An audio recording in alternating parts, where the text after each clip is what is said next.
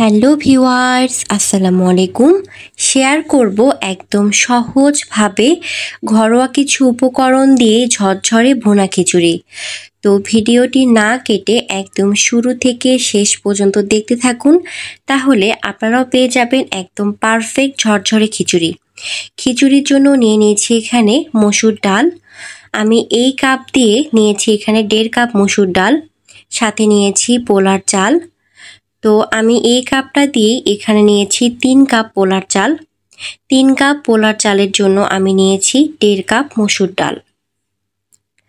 তো আমি মসুর ডালটাকে এখন পানি দিয়ে ভিজিয়ে রেখে দিব 30 মিনিটের জন্য। ডাল ভিজিয়ে রাখায় খিচুড়িতে ডাল সিদ্ধ হতে খুব একটা সময় লাগে না। আপনারা চাইলে এখানে মসুর ডালের পরিবর্তে মুগ ডাল নিতে পারেন, আবার মুগ ডাল মসুর ডাল দুটো মিক্সড করে নিতে পারেন। সেক্ষেত্রে মুগ ডাল শুকনো তাওয়া কিংবা কড়াইতে তেল ছাড়া ভেজে নিতে হবে। সেক্ষেত্রে ডালের পরিমাপ চেঞ্জ হয়ে যাবে। সেক্ষেত্রে মসুর ডাল নিতে হবে 1 কাপ, মুগ ডাল 1 কাপ, সেটা 3 কাপ চালের জন্য। চালের পরিমাপ বাড়ার সাথে সাথে ডালের পরিমাপটাও চেঞ্জ হবে। তো আমি এখানে আলু কেটে নিয়েছি। খিচুড়ির জন্য আলুগুলোকে এরকম ছোট ছোট করে কেটে নিয়েছি। আপনারা চাইলে আলু অ্যাড করতে পারেন, আবার স্কিপ করতে পারেন। আমি এখানে দুভাবে পেঁয়াজ কেটে নিয়েছি। বেরেস্তার জন্য পেঁয়াজটাকে এরকম গোল করে কেটে নিয়েছি এবং মশলা ভুনার জন্য পেঁয়াজ কুচি করে নিয়েছি। সাথে নিয়েছি এখানে দারুচিনি, সাদা এলাচ, কালো এলাচ, লং। এই মশলাগুলোকে একটু হালকা করে থেতলে নিতে হবে যেন মশলার অ্যারোমাটা বের হতে পারে। তো আমি এখন বেরেস্তার জন্য কেটে রাখা গোল করে পেঁয়াজগুলো দিয়ে দিচ্ছি।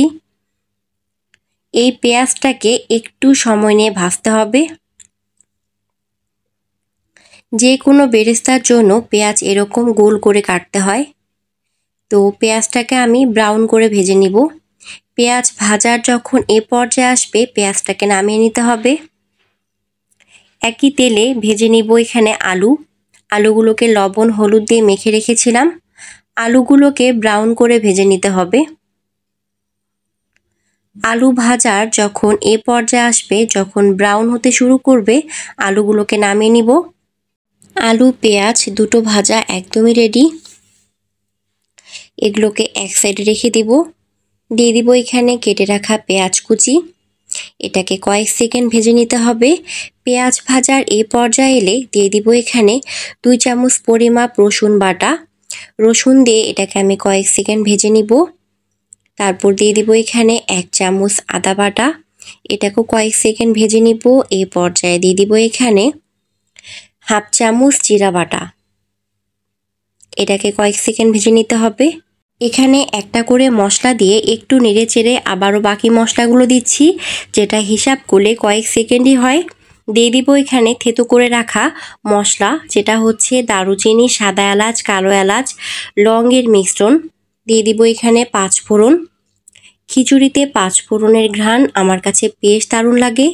এ পর্যায়ে খুব সুন্দর অ্যারোমা বের হয়, যেটা ভীষণই ভালো লাগে। দিয়ে দিব এখানে 2 চামচ পরিমাপ পানি দিচ্ছি এখানে শুকনো মশলাগুলো দেওয়ার জন্য। দিয়ে দিব এখানে একে একে হলুদ গুঁড়ো, স্বাদ মতো মরিচ গুঁড়ো, স্বাদ মতো লবণ, দিয়ে দিব এখানে ধনিয়া গুঁড়ো। এই শুকনো মশলাগুলো বাকি মশলার সাথে ভালো মতো মিক্সড করে কয়েক সেকেন্ড একটু নেড়েচেড়ে দিব। এই পর্যায়ে দিয়ে দিব এখানে তেজপাতা। 2টো তেজপাতা আমি মাঝখান থেকে ছিঁড়ে দিচ্ছি। এই মশলাগুলোকে আরও বেশ কিছুক্ষণ ভুনে নিব। মশলা ভুনার যখন এ পর্যায়ে আসবে, দিয়ে দিব এখানে মসুর ডাল। মসুর ডালটাকে ভিজিয়ে রাখায় ডাল বেশ ফুলে উঠেছে। ডাল মশলার সাথে ভালো মতো মিক্সড করে এটাকে বেশ কিছুক্ষণ ভুনতে হবে।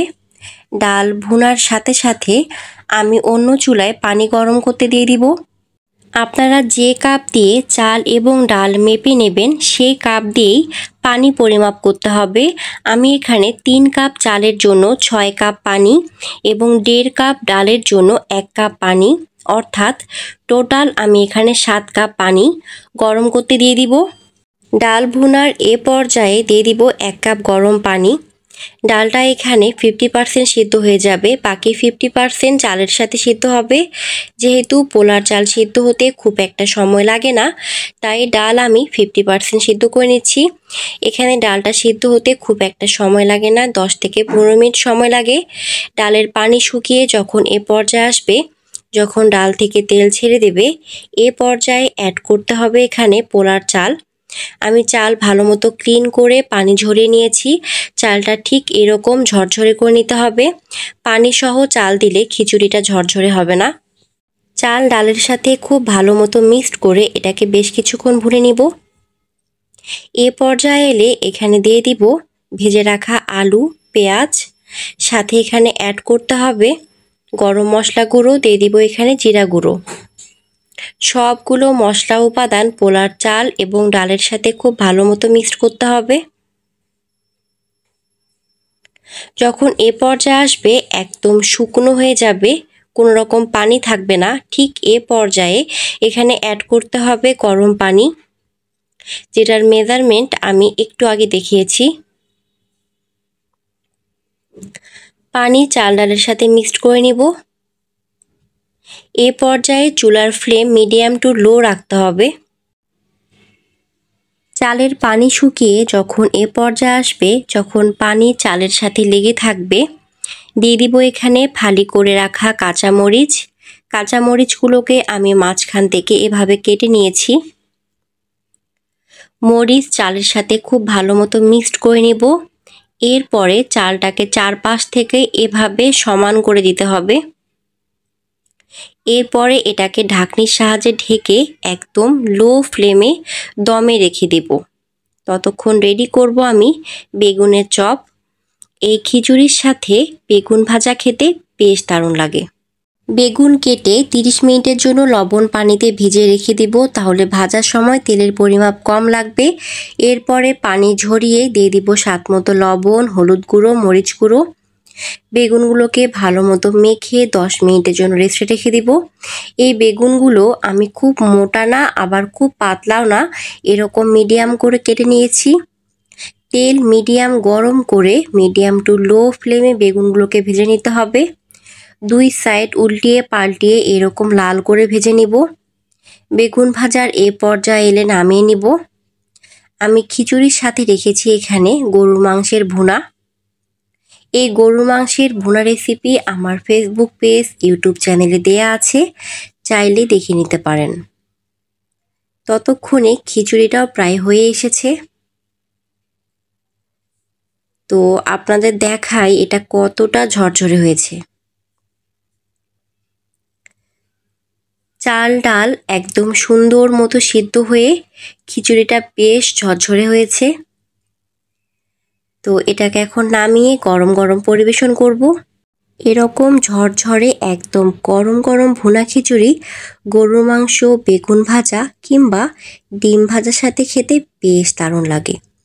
তো আমি এখানে খিচুড়ির সাথে নিয়ে নিয়েছি গরুর মাংসের ভুনা, বেগুন ভাজা, সাথে রেখেছি এখানে আমড়ার আচার। এই আমড়ার আচারের রেসিপিটা আমার ফেসবুক পেজ, ইউটিউব চ্যানেলে দেয়া আছে, চাইলে দেখে নিতে পারেন। যারা ইউটিউব চ্যানেল থেকে ভিডিওটি দেখছেন তারা ভিডিওর এন্ড স্ক্রিনে এবং ডেসক্রিপশন বক্সে লিঙ্ক পেয়ে যাবেন, চাইলে সেখান থেকে দেখতে পারেন। তো তৈরি হয়ে গেল একদম সহজভাবে ঝরঝরে ভুনা খিচুড়ি। আপনাদের একটু কাছ থেকে দেখাই খিচুড়িটা কতটা ঝরঝরে হয়েছে। খিচুড়ির এই সাথের ডাল সিদ্ধ হয়ে নরম হবে, কিন্তু গলে যাবে না, গোটা থাকবে। এভাবে দেখতে এবং খেতে বেশ দারুণ লাগে। এটা দেখতেও যেমন মাশাআল্লাহ সুন্দর হয়েছে, খেতেও হয়েছে বেশ দারুণ। এর স্বাদ অনেক দিন মুখে লেগে থাকবে। ঘরোয়া উপকরণে একদম সহজভাবে এরকম ঝরঝরে খিচুড়ির সাথে গরুর মাংস ভুনা, বেগুন ভাজা, আচার যদি থাকে তাহলে তো কোনো কথাই নেই, একদম দুপুরে খাবার হবে পুরাই জম্পেশ।